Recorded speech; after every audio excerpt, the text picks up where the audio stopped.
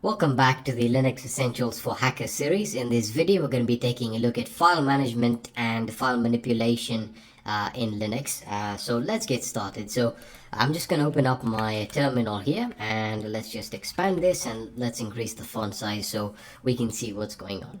Alright, so let's start off with a bit of directory navigation and understanding what files exist within a directory, right? So the first question any beginner to Linux has is when they're in the terminal is how do I know where I am, or how do I know what directory I'm in, right? So they want to know where they actually exist in the Linux file system. So by default, if you are logged in as a user, that user is not the root user. A normal user account, for example, I'm logged in as Alexis.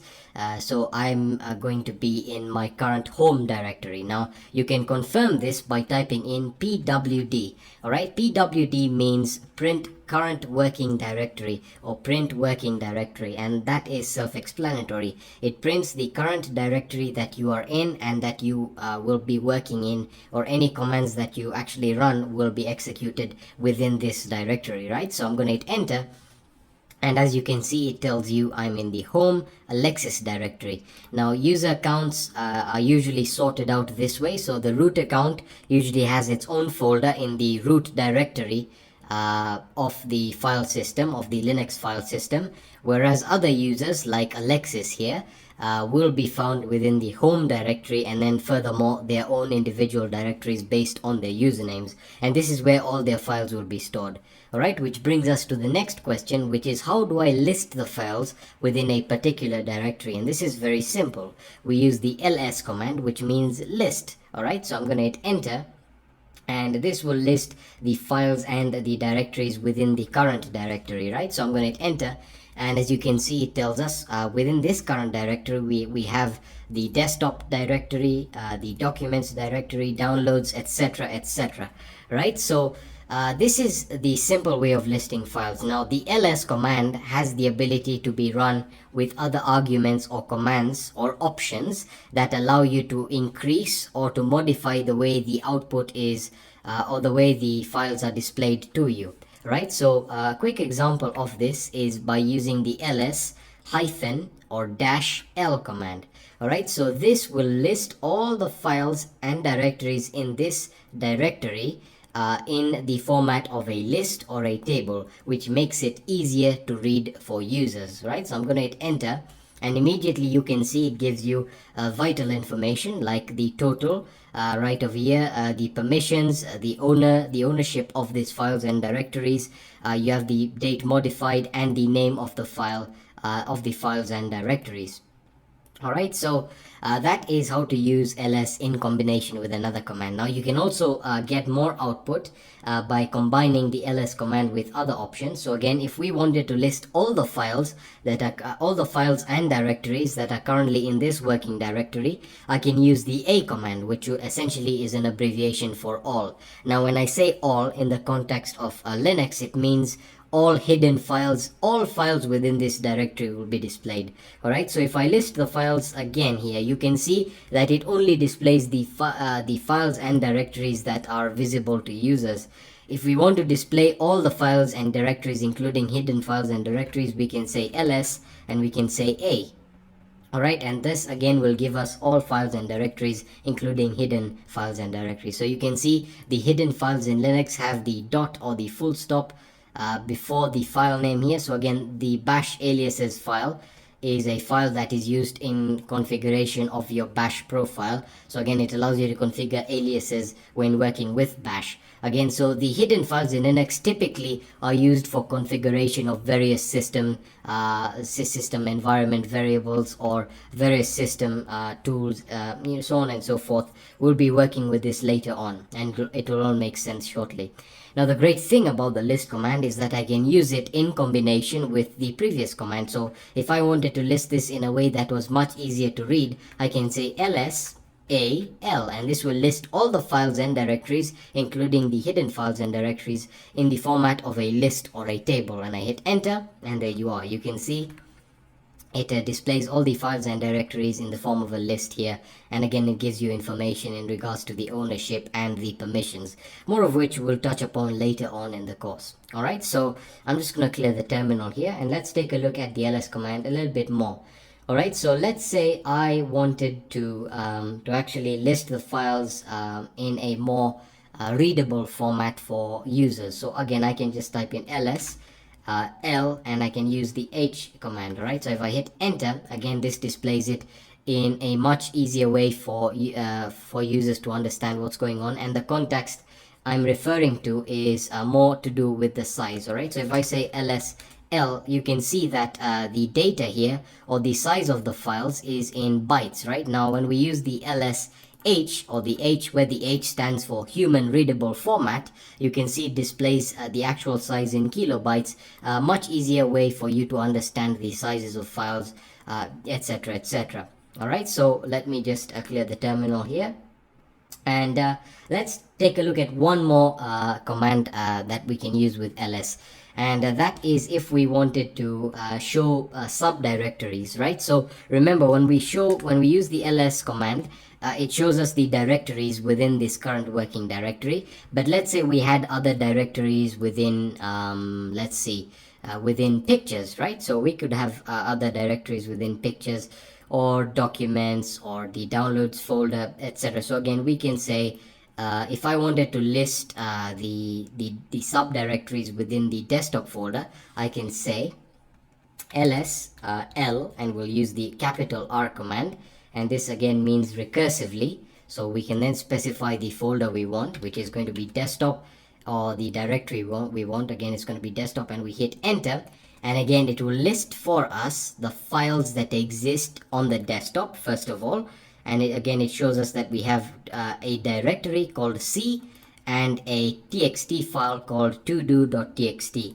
Alright, within the C folder, or the C directory, we have three files. We have a temp.c, we have a test binary, and a test.c file. So again, it's displayed to us what is on the desktop, and then what is in the directory C on the desktop. So again, it's used for recursive listing of files and directories and subdirectories that way.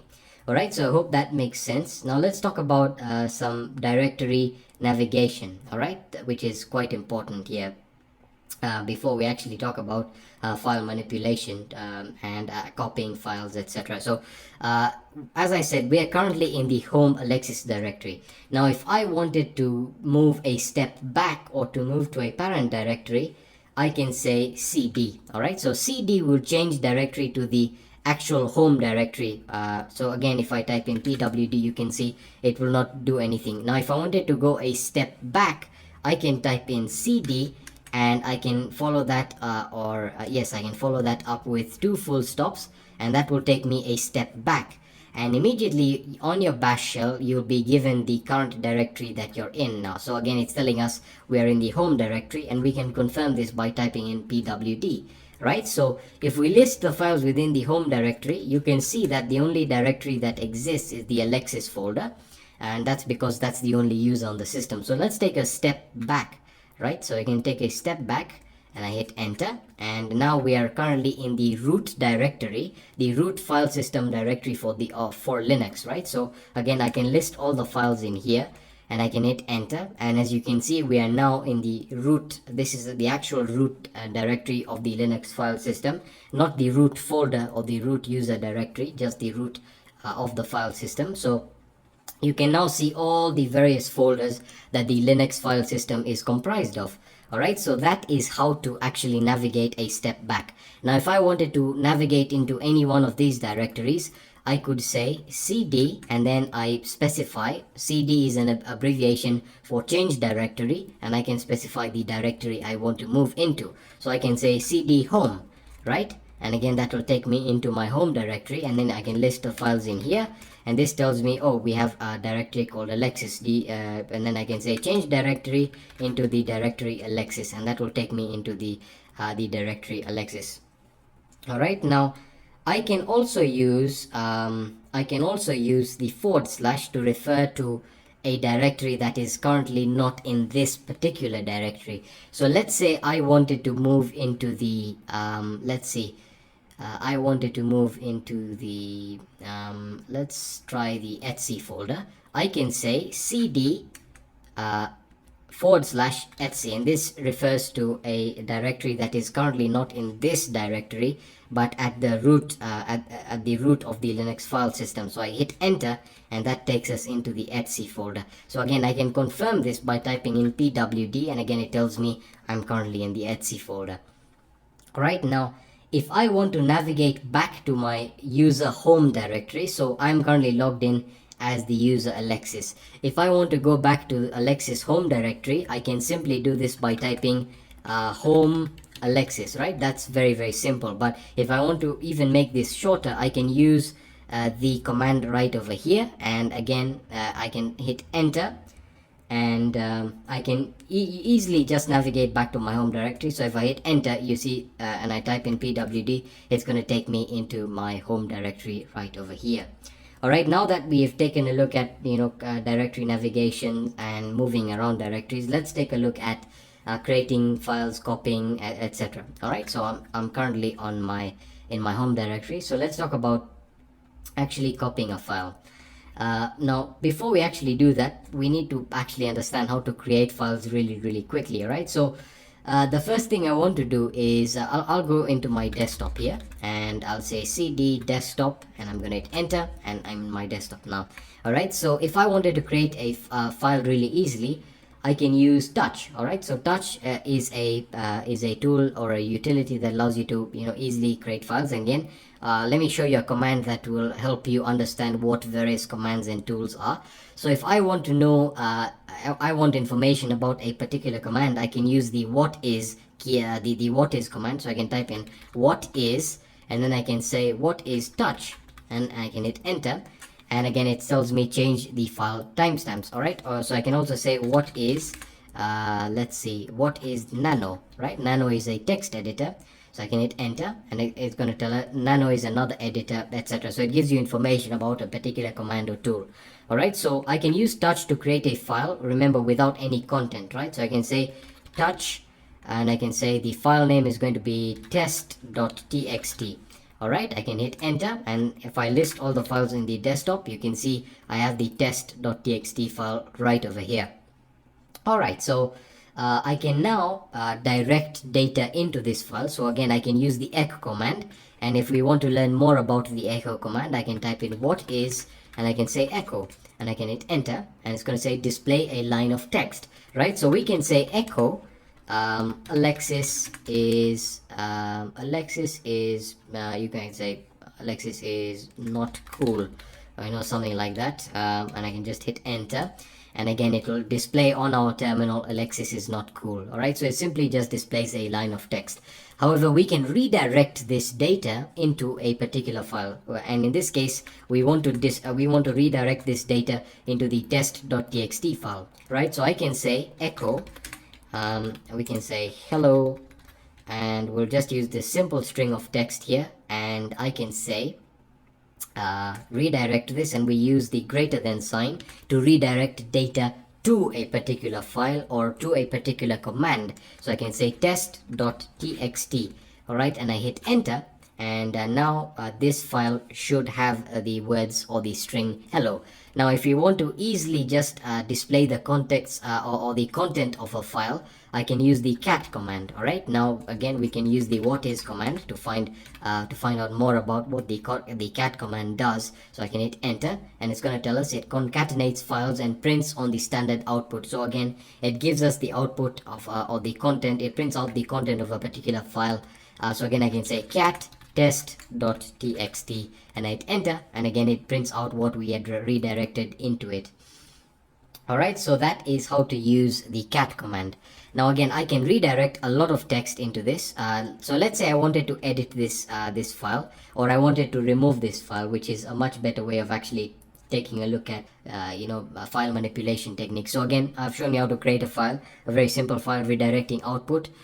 we can also use cat to redirect output. So for example, if I wanted to redirect the contents of the password file, I can say cat etc password, and I'm using the relative directory, you can see here. So the contents of the password file I want to redirect into the test.txt file. However, if I wanted to create another file, I could easily do it directly from here. I could say password.txt and I hit enter, and now we can display the contents of the password.txt file. And again, I can use the tab auto completion here, and I hit enter, and again it gives us all the content was redirected into this new txt file. Excellent. So now let's talk about actually removing files, copying them, etc. So if I wanted to remove this file here, the test.txt file, I use the rm command, which stands for remove, right? Again, you can use the whatis command, and again use it. Again, it tells you this is used to remove files and directories. So let's talk about removing files first. All right, so we can say remove test.txt. all right, and again we use tab or auto completion, and I hit enter, and this will have removed the file over here, right? So that is essentially how to remove a file. Now if I want to remove a directory, I need to specify that it is a recursive action. But before we do that, let's talk about creating a directory first, because that's quite important as well. So if I want to create a directory, I use the make directory command, which is abbreviated into mkdir. So make directory, and I give it a name, so I can say test. All right, so this is going to create a folder or a directory called test. Once I hit enter and I list all the files here, you can see we have the test directory over here. So what I can do is I can navigate into it, I can copy files into it. So let's say I wanted to copy a file into this directory. So again, I can say let's say I wanted to say touch, or we can do the same thing. So I can say cat etc password, and I want to redirect this into a file called password.txt. and once that is done, I want to copy the file. So I want to say cp, that means copy, and I want to specify the file that I want to copy, which is going to be password.txt, and I want to copy that into the test directory. So I specify the directory I want to copy it into. In this case, the test directory is within the current working directory, so I don't have to specify a relative path. If I was specifying a relative path, I would use the / here. So I can just say test, and I hit enter, and now if I wanted to list the contents of the subdirectories recursively, I could say ls lr, and I hit enter, and you can see the contents of the test directory are password.txt. Excellent. So again, if I wanted to remove the password file, I can say remove password.txt. If I want to remove a directory, and the directory we want to remove is the test directory, I can say remove, and I use the capital R, which means recursively remove, and I say test, and I use the tab auto completion, and I hit enter. And now if we list the files in the on the desktop, you can see we've gotten rid of all of these folders and files.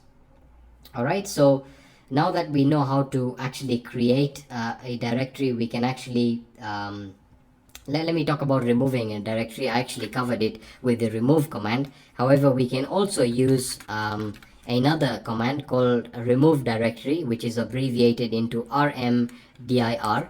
This will only allow you to remove a directory if you do not have any files within that directory, right? So let's say by the way, you can cycle through your previously used commands using your arrow keys. In this case, you can use the up arrow key. So let's say I wanted to redirect output of the password file into a file called password.txt, and I wanted to copy this file. Or let's actually talk about moving files. So if I wanted to move a file, I would say mv, and again you can use the whatis command. So what is mv?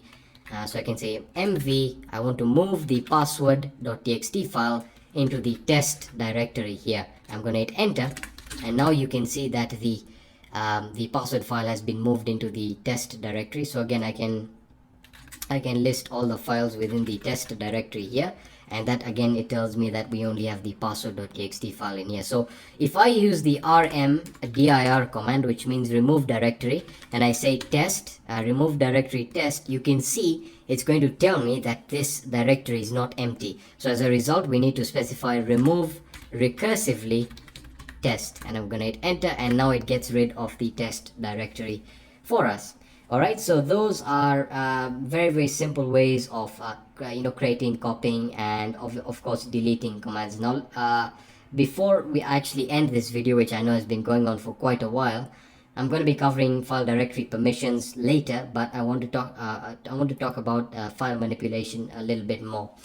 So we've talked about using the cat command, redirecting output, using touch as well, moving files. Let's talk about renaming files, and also taking a look at the content of particular files here. So what I want to do now is let's actually take a look at actually renaming files. All right, so I'm going to again use the similar command that we had used. I'm just going to I'm going to redirect the output of the password file into a file called password.txt. And now if I wanted to rename the file password.txt into something else, I would use the mv command, right? So there isn't a command to rename files in Linux. You use the mv command, which means move. In this case, it's very simple. The syntax is you specify the file that you want to change the name of, which is going to be password.txt. And I changed the file name to, let's say, test.txt. And I hit enter, and now if we list all the files in the directory, you can see that it changes it to test.txt. And indeed, if we actually display the contents of the file, you can see that the content is preserved while we've changed the name, and we can also change the extension of the file. So I could say move test.txt into test, let's say test.c. we can change the contents into a C file, right? And now if I say cat test.c, I can hit enter, and there you are. Now let's talk about editors, and then I'll talk about the content of the files before we actually end this video. So there are two standard editors that are pretty much the standard when it comes to Linux and working within the terminal. I'm not talking about graphical GUI based editors like gedit and stuff. So if I wanted to edit this file within the terminal, I have two options. I have nano, so again I can use the what is command and say what is nano, and again that's an editor. And I have we have vim, which is pretty much the most popular option, and I'll be making independent videos on these editors and how to configure them. So again, if I want to edit the test.txt file, I can say nano test.c.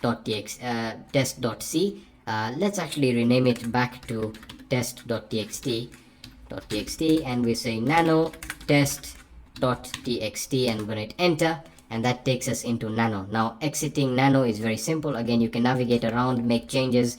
Exiting it, we use Control and X, and that's it. Now with vim or vi, we simply type in vi or vim, and we say test.txt, hit enter. And again with vim, the syntax is very different. If I want to make changes or I want to add content, I type in I to insert text, and again I can play around with it, and once I'm done I hit escape, and then I can write changes to this file, or I can quit and discard any changes by typing in Q and the exclamation mark, and I hit enter. And that's how to use the various editors. I'm not covering them to their fullest extent, and that's because we have various videos that will be actually focused on editors themselves.